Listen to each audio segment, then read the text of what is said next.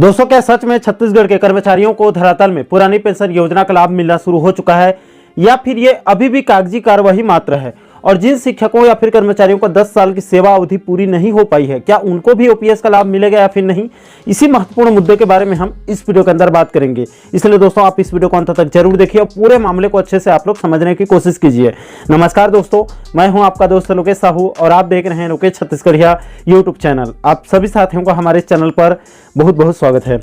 दोस्तों, कुछ दिनों से कुछ साथियों के द्वारा अलग अलग वीडियो के नीचे कमेंट के माध्यम से पूछा गया और कुछ साथियों से मेरी फोन के माध्यम से और व्हाट्सएप के माध्यम से बात भी हुई थी। तो उनके तरफ से पूछा गया था कि क्या सच में छत्तीसगढ़ के अंदर पुरानी पेंशन योजना का लाभ मिलना अब शुरू हो चुका है या फिर नहीं। तो देखिए दोस्तों, इसको लेकर आगे विस्तारपूर्वक आपको बताऊंगा। उससे पहले पुरानी पेंशन योजना के संबंध में थोड़ा सा संक्षिप्त में आप लोगों को शुरू से जानकारी दे दूं ताकि पूरा मामला आप लोगों को अच्छे से समझ में आ सके। तो देखिए दोस्तों, दरअसल पूरा मामला ये है कि पूर्व की भूपेश सरकार के द्वारा 2022 में प्रदेश के सरकारी कर्मचारियों अधिकारियों के एनपीएस के स्थान पर ओपीएस लागू करने का निर्णय लिया था,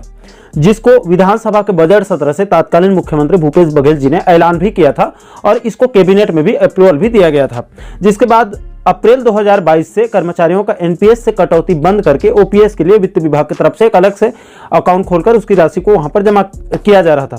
अब दोस्तों, यहां से प्रदेश में ओपीएस तो बहाल करने का ऐलान भी हो गया और इसकी प्रक्रिया भी शुरू कर दिया गया। लेकिन इसमें अभी भी एक सवाल था कि क्या वास्तव में इसका लाभ कर्मचारियों को मिलेगा या फिर ये सिर्फ एक कागजी कार्यवाही मात्र है,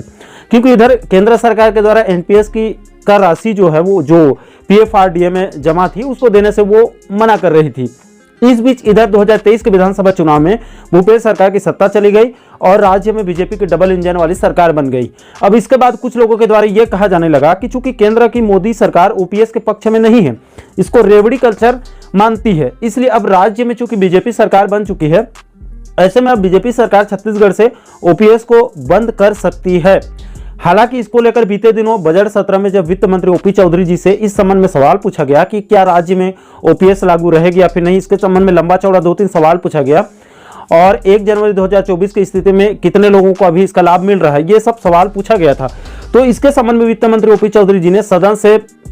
लंबा उन्होंने इसका जवाब दिया और बताया कि 1 जनवरी 2024 की स्थिति में इस योजना के अंतर्गत कुल 75 लोगों को पेंशन भुगतान की कार्यवाही की गई है और 11 मई 2022 को 1 नवंबर 2004 की स्थिति में पुरानी पेंशन योजना को लागू किया गया है। यानी कि दोस्तों, इससे स्पष्ट हो जाता है कि छत्तीसगढ़ के अंदर पूरी तरह से ओपीएस बहाल हो चुकी है। इसके बाद इस संबंध में थोड़ा सा और पता लगाया तो गरियाबंद जिले से एक कर्मचारी जिनकी मृत्यु हो चुकी है, स्वर्गीय तुकाराम क्षेत्रपाल जी का एक पेंशन पेमेंट ऑर्डर यानी कि पेंशन अदायगी आदेश मिला, जो उस कर्मचारी के जो उनकी विधवा पत्नी है उनके नाम से जारी किया गया है, जिसमें उस दिवंगत कर्मचारी के विधवा पत्नी के नाम से उसको जारी किया गया था, जिसको सर्व शिक्षक संघ की तरफ से सभी उसको जो है वो उस आदेश को सोशल मीडिया के माध्यम से सबको उसकी जानकारी उस संगठन की तरफ से दिया गया था। अब दोस्तों, इस खबर की सच्चाई जानने के लिए मैंने कल सर्व शिक्षक संघ के प्रदेश संयोजक विवेक दुबे सर से फोन के माध्यम से बात किया। तो विवेक सर ने कंफर्म किया कि ये पेंशन आदेश सही है और हमारा संगठन ही इसको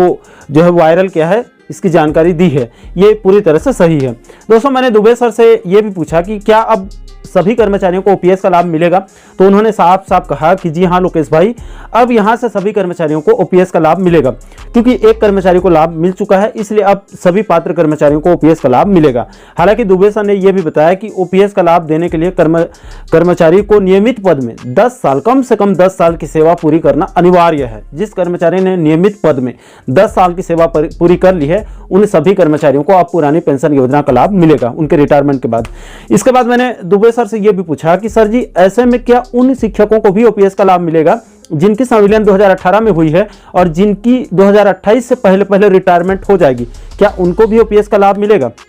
तो इस मुद्दे पर दुबे जी ने साफ साफ कहा कि देखिए लोकेश भाई, अभी वर्तमान में तो उनको ओपीएस का लाभ मिलना बहुत मुश्किल लग रहा है, नहीं मिलेगा, लेकिन अगर शासन उनकी पुरानी सेवा अवधि की गणना करेगा तो निश्चित रूप से सभी एलबी संवर्ग के शिक्षकों को भी ओपीएस का लाभ मिल सकता है। दोस्तों, यहाँ पर प्रथम नियुक्ति तिथि से सेवा गणना करने की सख्त जरूरत पड़ रही है। सरकार को इसी मुद्दे को समझने की जरूरत है। छत्तीसगढ़ सहायक शिक्षक समग्र शिक्षक फेडरेशन की तरफ से वेतन विसंगति को दूर करने की मांग रखी जा रही है। उसमें उनके तरफ से एक शब्द ये भी जोड़ा जाता है, आप लोग देखे होंगे उनके लेटर हेड को, कि प्रथम नियुक्ति तिथि से सेवा सेवा गणना करते हुए वेतन विसंगति को दूर किया जाए, क्योंकि अगर प्रथम नियुक्ति तिथि से सेवा गणना किया जाता है तो ऑटोमेटिकली सभी एलबी संवर्ग के शिक्षक जिनकी 2018 में संविलियन हुआ है और रिटायरमेंट 2028 से पहले हो रही है,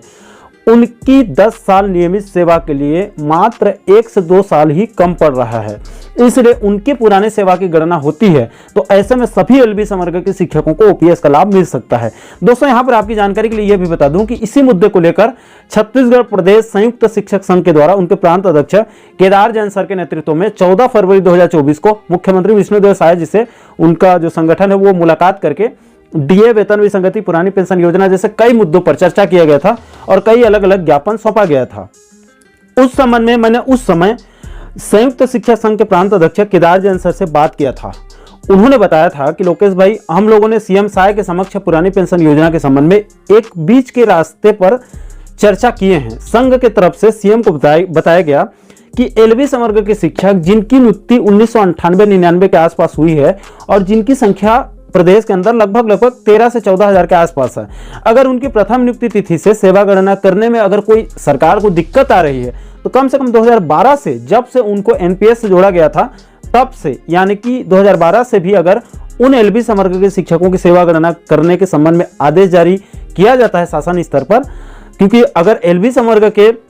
शिक्षकों की जिनकी संविलियन 2018 में हुई है, अगर उनकी सेवा गणना 2012 से किया जाता है तो वो 2022 तक आराम से उनके नियमित पद में 10 साल पूरी हो जाती है और 2028 तक जितने भी एलबी संवर्ग के पुराने शिक्षकों की रिटायरमेंट होगी, सभी को बराबर पुरानी पेंशन योजना का लाभ मिल जाएगा। इससे सभी शिक्षकों का भला हो जाएगा और इसमें सरकार को भी कोई परेशानी वाली बात नहीं है, कोई दिक्कत नहीं होगी। इस फॉर्मूले को छत्तीसगढ़ प्रदेश संयुक्त शिक्षक संघ के द्वारा सीएम के समक्ष रखा गया था, जिस पर मुख्यमंत्री के द्वारा उनको भरोसा दिया गया था।